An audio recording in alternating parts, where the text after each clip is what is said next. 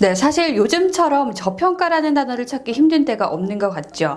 철강 회사들의 주가 역시도 상승을 지속하면서 선뜻 투자하기가 망설여지는 요즘입니다. 2020년만 해도 적자에 시달리던 철강주의 실적이 눈에 띄게 나아지고 여러 대내외 조건들도 우호적이죠. 그러다 보니 주가는 조정을 모르고 오르고 있습니다. 자, 오늘은 철강주 전반이 마주한 기회와 리스크에 대해 살펴볼게요. 제가 지난번 포스코 영상에서도 한번 말씀드렸지만 사실 우리 생활에서 철강이 없는 건 상상하기가 힘들죠. 제가 살고 있는 집도 철강으로 짓고 우리가 건너는 다리도 그렇고 차, 조선, 건설 같은 업종의 기초 재료가 바로 철강입니다.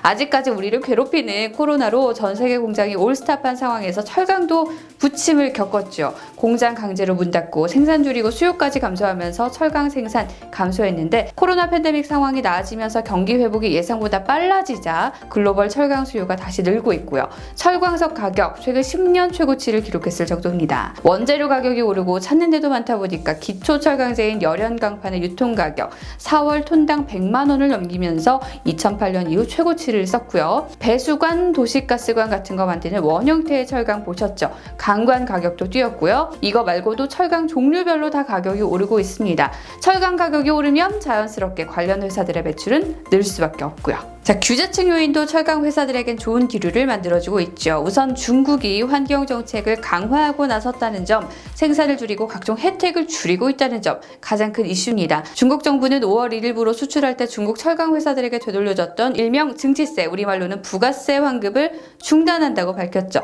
친환경 정책 명목으로 철강제 생산을 억제하기 위해서라는데 물론 중국산 철강 가격이 엄청 싸다는 것도 옛말, 이미 2017년부터 중국산 감산의 가격 차이가 예전보단 줄었다고 하지만 이번엔 아예 보조금 성격의 세금 환급도 중단하다 보니 중국산이 시장에서 버틸 여력도 줄었습니다. 이왕이면 다홍치만 하고 국내산 가격을 웃돌게 되면 국내산 쓰겠죠. 중국 정부가 수출보다 차라리 수입하는 게 낫겠다는 판단을 내린 이상 국내 철강 회사들 입장에선 수혜를 볼 수 있는 대목이죠.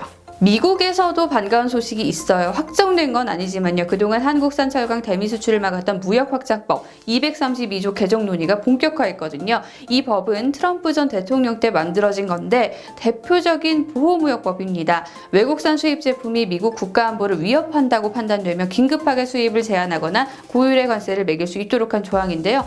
물론 한국 회사들은 이 법에 직접적인 타겟이 되진 않았지만 대신 최근 3년간 수출한 평균 물량의 70%만 수출하라, 이런 수출 쿼터제를 적용하는 바람에 미국으로 수출할 수 있는 양 자체에 브레이크가 걸릴 수밖에 없었죠.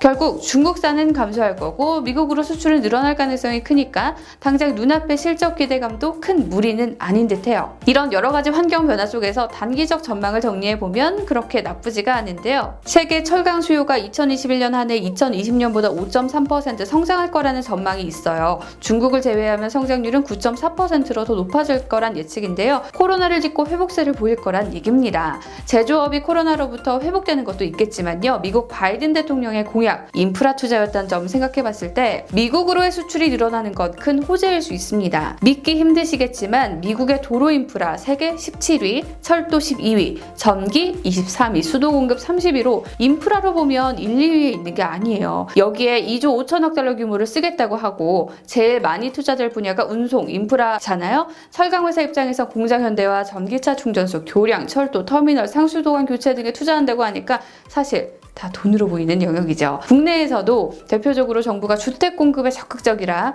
분양 물량이 구조적으로 증가한다는 것 자체가 국내 철강 시장에는 수요 증가로 이어질 수 있는 요인이다 보니까 유례 없는 유동성의 상황에서 당분간 철강은 호황을 누릴 것이다 의견이 있습니다. 사실 예전 루즈벨트 대통령 이후에 경기 부양책 중에 통한 건 건설과 인프라다, 이런 의견 때문에 일각에서는 바이든이 루즈벨트가 되고 싶은 건 아니냐는 말도 나올 정도인데 어쨌든 이런저런 사정으로 미국 정부가 든든한 백이 되어주는 세계적인 인플레이션 시기에 철의 힘은 더 강해질 거다라는 의견 있습니다. 그리고 최근 미국 철강 회사 US 스틸이요 15억 달러 규모의 몬벨리 공장 업그레이드 프로젝트를 취소했다고 하더라고요.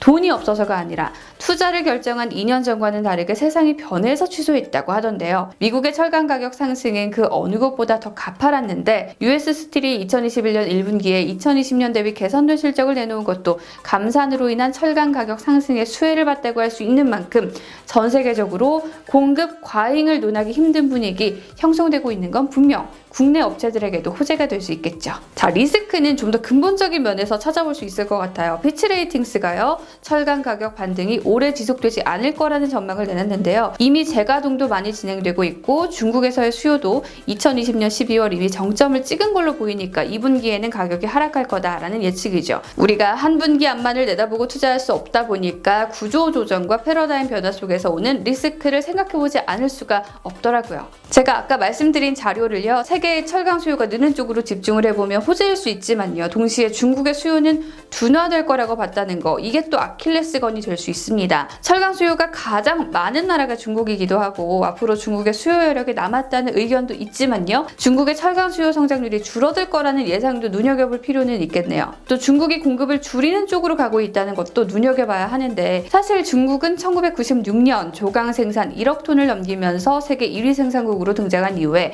2000년대 생산 소비 모두 수직 상승하다가 2008년 금융위기로 성장률이 꺼지니까 또 엄청난 돈을 쏟아 부었습니다. 자, 그러다 2013년 이후 소비 부진으로 철강 설비 가동률이 2015년 67%까지 떨어지는 경험을 한 적이 있어요. 투자가 화를 불러일으킨다는 걸 어느 정도 아는 셈이죠. 13차 5개년 계획 때부터는 상황을 역전시켰습니다. 오히려 구조조정으로 업계를 압박을 했죠. 이때 국영기업 바오산과 우한강철 합병하기도 했고요.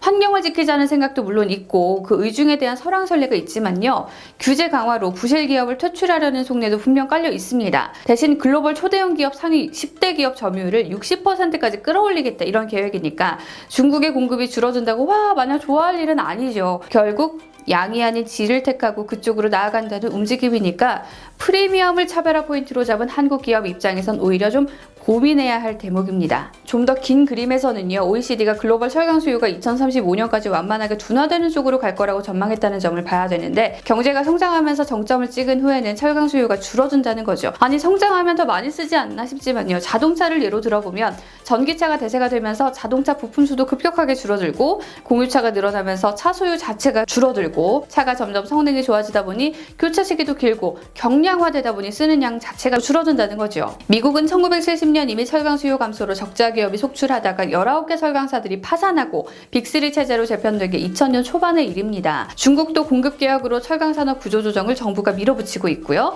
일본도 통폐합과 대형화를 통해 조각 능력을 좀 줄이면서 내수뿐 아니라 수출로 눈을 돌려서 글로벌로 M&A를 진행해 왔고요. 이미 한국보다 한 발 먼저 설비 감축이나 통폐합을 해온 해외 사례를 봤을 때 이미 우리도 노후 설비 폐쇄하고 가동 중단하고 매각하고 하는 노력을 해오기도 했고, 2020년에는 사고 등으로 인해서 생산 중단으로 감산에 들어갔다고는 하지만 글로벌 철강 산업의 구조 조정이 지금도 진행되고 있는 이 격변의 상황 속에서 좀 더 몸집을 기민하게 하는 노력도 필요하지 않을까 싶습니다. 또 장기적인 철강 수요 감소로 철강 회사들이 지금 사업 구조를 다각화하고 있잖아요. 그린 철강 등 친환경 트렌드에 발맞추거나 철강 비중을 줄이기 위해 리튬, 염호 같은 데 투자한 포스코나 역시 수소연료 자동차 연료 전지에 들어가는 금속 분리판 생산 규모를 확대하고 있는 현대제철 등 이런 철강사들의 노력이 글로벌 경쟁자들이 같은 길을 가고 있는 상황에서 얼마나 빛을 발할지, 이것도 앞으로의 실적 속에서 지켜봐야 할 것 같고요. 4차 산업혁명 시대의 미래에 대한 기대감으로 주식이 오른다는 이야기들 많이 하는데요.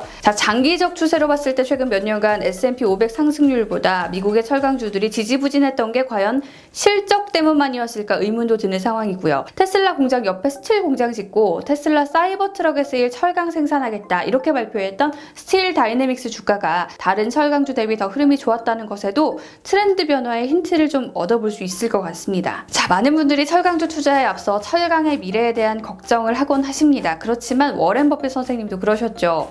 뭐 아니면 돈은 없다고요.